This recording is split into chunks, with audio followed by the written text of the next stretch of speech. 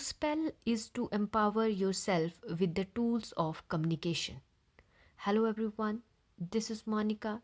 Welcome to Monica's Learning Zone, where learning meets practical applications.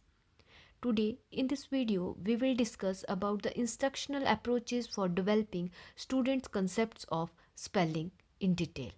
Let's start. Developing concept of spelling वर्तनी है ना। तो इसके लिए कौन कौन से मेथड है, तो मेनली 7 मेथड हम डिस्कस करेंगे।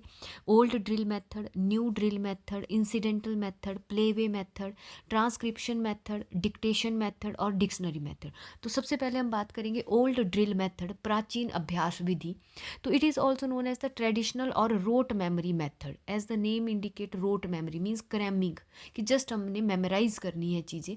तो स्पेलिंग्स एज इट इज़ हमने मेमोराइज करी, क्रैम कर ली। तो इस मेथड में क्या आता है, it is known as traditional और rote memory method.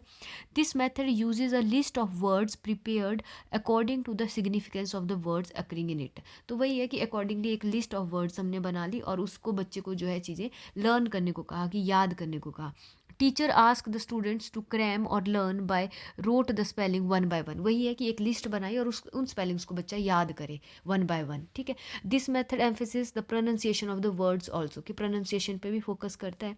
This method avoid rule learning while which are complicated and confusing in English. कि ये वाला जो ओल्ड ड्रिल मेथड है ये फोकस करता है, रूल पे नहीं करता है, जिससे कि इंग्लिश जो है मोर टफ हो जाती है। ये जस्ट फोकस करता है क्रैमिंग पे।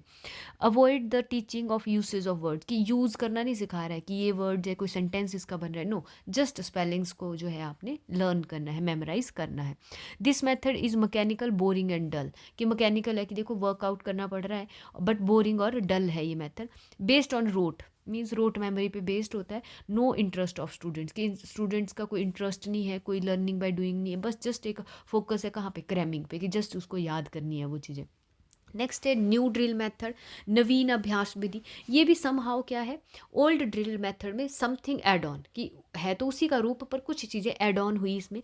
The new drill method is akin to old drill method. A list is prepared with consideration and much thought is given to it. कि एक लिस्ट यहाँ भी बनाई गई है, पर वो जो लिस्ट बनी, the words are chosen according to the standard of the student. तो जो वर्ड उसमें चूज़ किए गए, पहली बात वो according to the standard of the students होंगे। और सेकंड आया usage of words in text book, कि टेक्स्ट बुक में जो वर्ड्स यूज़ हो रहे हैं उनको उस लिस्ट में ऐड ऑन किया गया। And needs of students in practical life, कि स्टूडेंट्स का डेली लाइफ में क्या क्या वर्ड्स यूज़ होते हैं, इनके बेस पे आपके पास क्या हुआ, एक लिस्ट बनाई गई और उन्हीं शब्दों को जो है बच्चे को याद करने को कहा गया।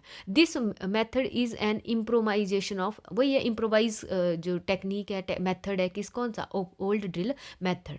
और it does not overcome the dullness of the old drill method. जो न्यू ड्रिल मेथड है तो उसमें भी वही चीज़ें हैं, पर उसमें जो है एक कुछ चीज़ें ऐड ऑन करी according to the level of the child. उसकी जो डेली लाइफ में यूज़ हो रहे हैं वर्ड्स वो ऐड ऑन हुए, पर उसकी जो डलनेस है मेथड की वो एज सच ही रही, कि बच्चे को जस्ट क्या करना पड़ रहा है, क्रैम ही वर्ड्स करने पड़ रहे हैं।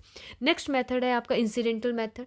तो इंसिडेंटल मेथड और को रिलेशन मेथड भी हम इसको कहते हैं, साथ में हम उसको रेफरेंस मेथड भी कहते हैं। इसमें एज सच द ग्रामर, कि जैसे कोई स्पेलिंग आ गई उसको हमने कस्ट क्या किया, रिलेट किया। कि मान लो एक ग्रामर क्लास में भी वो चीज़ आ रही है, वो स्पेलिंग्स आ रही हैं, साथ में उसके टेक्स्ट बुक क्लास में भी आ रही है। हो सकता है उसके इंग्लिश वाले सब्जेक्ट में नहीं आ रही हो, कोई लैंग्वेज क्लास में ना आके किसी और ही सब्जेक्ट में जो है वो स्पेलिंग आ रही है, तो को रिलेट करके बच्चे को जो है वो चीज़ याद करवाना, वो भी एक मेथड है आपका उसके कंसेप्ट ऑफ स्पेलिंग को डेवलप करने का।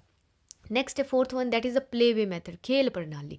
तो ये किस पे बेस करता है, it is based on the kindergarten method और it is based on the principle of learn while you play. कि जब आप खेल रहे हैं, मीन्स खेल खेल में बच्चे को जो है लर्न करवानी स्पेलिंग। अब कैसे कैसे करवा सकते हैं आप जो है खेल खेल में, तो कुछ गेम्स इंक्लूड कर सकते हैं। देखिए हम अंताक्षरी सभी खेलते हैं, अंताक्षरी में क्या करते हैं, गाना गाते हैं, लास्ट जो शब्द रहता है उससे हमने अगला गाना स्टार्ट करना है। वैसा ही हम स्पेलिंग के केस में कर सकते हैं, कि फॉर्मिंग चेन ऑफ वर्ड्स, है ना। तो कैसे होगा कि जैसे द लास्ट जो letter, words begin with the last letter. For example जैसे डॉग है, जी से घोस्ट, टी से ट्रेन, एन से 9 और ई से एग। तो इस तरह से जो लास्ट वर्ड रहेगा या लास्ट जो लेटर वर्ड का जो लास्ट लेटर रहेगा उससे नया वर्ड बनाना, तो इस तरह से एक चेन फॉर्म करना।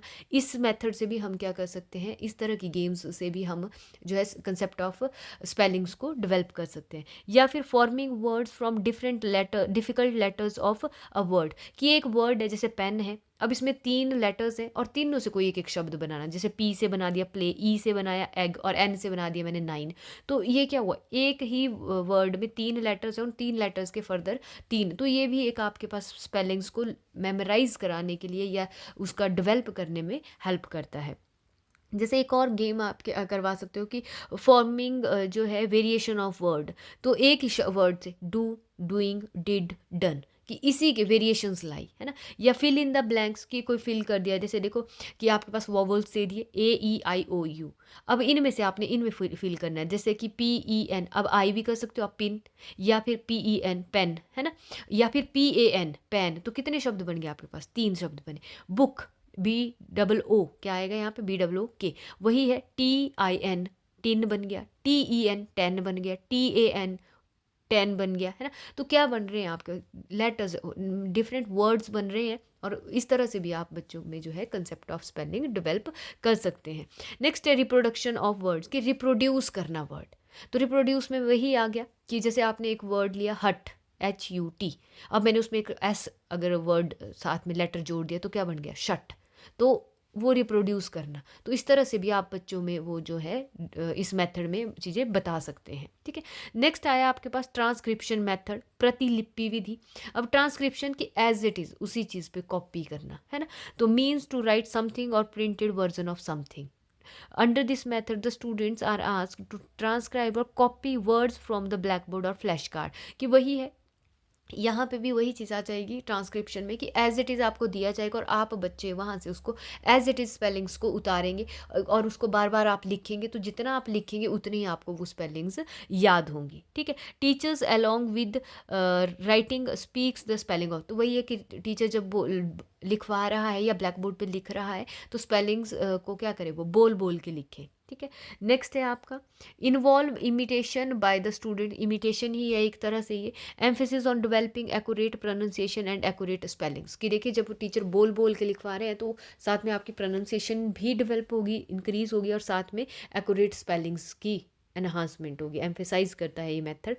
नेक्स्ट है आपका 6th one, that is dictation method. तो डिक्टेशन वही है कि एज इट इज़ डिक्टेट करना, टीचर सेंटर्ड अप्रोच है ये, एम्फेसिस ऑन एक्यूरेसी। जो डिक्टेशन मेथड है ये किस पे फोकस करता है, मेन इसका रहता है एक्यूरेसी पे, है ना। Follows principle of to dictate, कि एज इट इज़ डिक्टेट करना। इसमें 4 स्किल्स लैंग्वेज की इन्वॉल्व होती हैं, कौन कौन सी, listening, speaking, reading and writing.